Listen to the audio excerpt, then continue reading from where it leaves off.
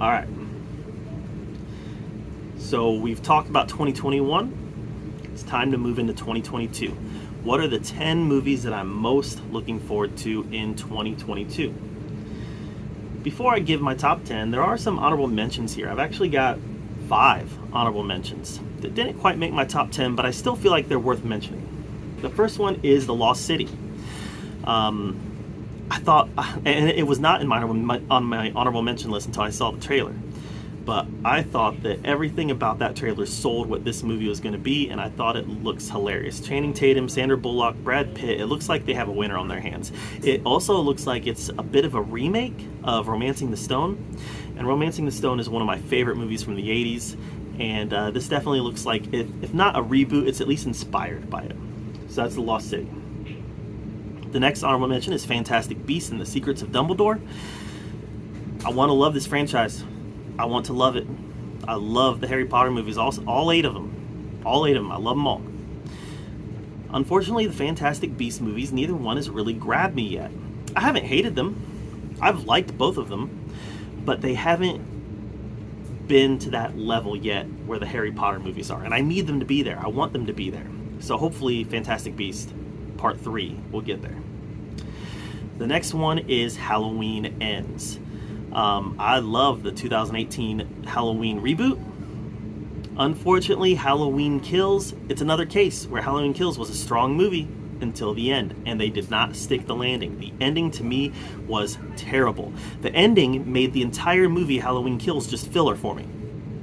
The movie didn't have to happen. And then Halloween Ends, like, I'm looking forward to it, but Halloween Kills made me look forward to Halloween Ends a little bit less. So I'm still looking forward to it, but it's not in my top 10 because of Halloween Kills. The next one is Creed 3. I love the Rocky movies. The Rocky franchise is one of my favorite franchises of all time, and I include the Creed movies in that. I love both the Creed movies, especially Creed 2. And Creed 3 should be in my top 10. Unfortunately, when we learned that Sylvester Stallone was not going to be in it, unfortunately that just takes away some of my enthusiasm for it. I'm not as excited for Creed anymore because Stallone is no longer a part of the story. And finally, my last honorable mention is Black Panther: Wakanda Forever. I'm very nervous about this movie. Now, the first Black Panther, I know a lot of people put it near the top of their MCU movies. For me, the first Black Panther is kind of a mid-tier MCU movie. Really strong movie until the end. The end kind of devolved into a CGI fight with very dated CGI. So for me, the first Black Panther was not the holy grail of the MCU like a lot of people put it. I'm nervous about this because I wish that they would recast T'Challa. Instead, they're going to go in a different direction, and it's kind of taken some of the wind out of my sails as far as where they're going to take this movie. I'm excited for it, I'm looking forward to it, but I'm also very worried about it. So those are my honorable mentions for 2022. Alright, so let's hop into my top 10 most anticipated movies of 2021. Number 10 is Scream 5. Now, that's probably not going to make most people's top 10 list, but let's remember, I was in high school when the first one came out. I kind of grew up with Scream. I love Scream 4. I think Scream 4, too many people slept on it. I thought it was a great movie. The only Scream movie I haven't really liked has been Part 3. I think the trailers in this look good. I think they look strong. And I'm definitely excited with seeing where they take the legacy characters. Sydney, Dewey, Gale. Excited to see where they take them. And also excited for this new crop of characters. So Scream 5 is number 10. Number 9 is Aquaman and the Lost Kingdom, or something like that. Aquaman 2. I wasn't as big a fan of Aquaman as a lot of people was. I thought it was a little cartoonish, a little silly, but at the heart, they told a strong movie. It was pretty much an adaptation of Throne of Atlantis, and I'm hoping that they can continue that aspect of it. We can leave kind of the cartoonish octopus playing drum stuff. We can leave that behind, and let's continue with the epic underwater warfare that we got at the end of the first Aquaman. So Aquaman 2 is number 9. Number 8 is another DC movie, and it is The Flash. Now, honestly, it would be probably number 1 or 2 if it wasn't for the fact that the rumor mill has me very worried about this movie. You know, the idea that this movie might actually erase Man of Steel, which is one of my favorite comic movies of all time, erase Zack Snyder's Justice League, I mean, yeah. If that happens, I'm going to be very disappointed with this movie. But at the same time, Michael Keaton is coming back as Batman. Michael Keaton is my Batman. He's my Batman. I grew up with him. He was my Batman of my childhood. So the fact that he's coming back really has me excited for the movie, has me excited for the role that he's going to play. But unfortunately, there's just too much in the rumor mill that's taking away my excitement of this movie as well. So that's number 8. All right, on to number 7. Number 7 is Spider-Man Across the Spider-Verse Part 1.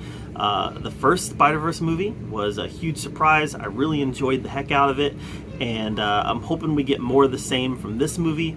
You know, the first one felt very standalone-ish to me, and I'm hoping that they don't kind of jump the shark with this one. I don't think they will. Sony's been actually handling the Spider-Man properties very well lately, and I think they're going to continue to do that with Across the Spider-Verse Part 1. So it's my number 7.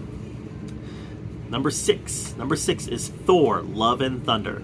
Now, we don't know much about this movie yet. We know the Guardians of the Galaxy are going to make an appearance in it. We know that Jane becomes the new Thor. But other than that, you know, Christian Bale, what character is he playing? I think I heard that he might be playing Gore.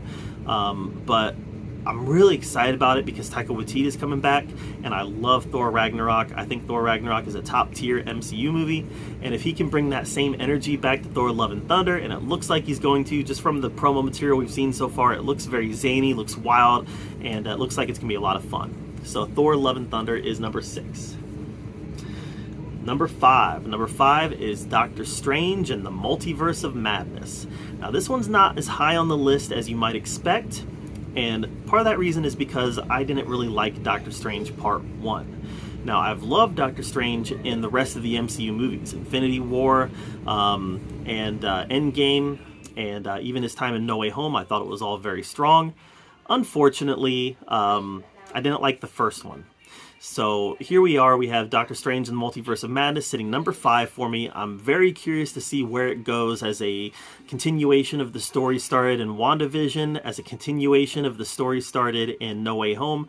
I'm definitely looking forward to it, and I hope that they can continue to make Doctor Strange one of the more interesting characters in the MCU. Number 4. Number 4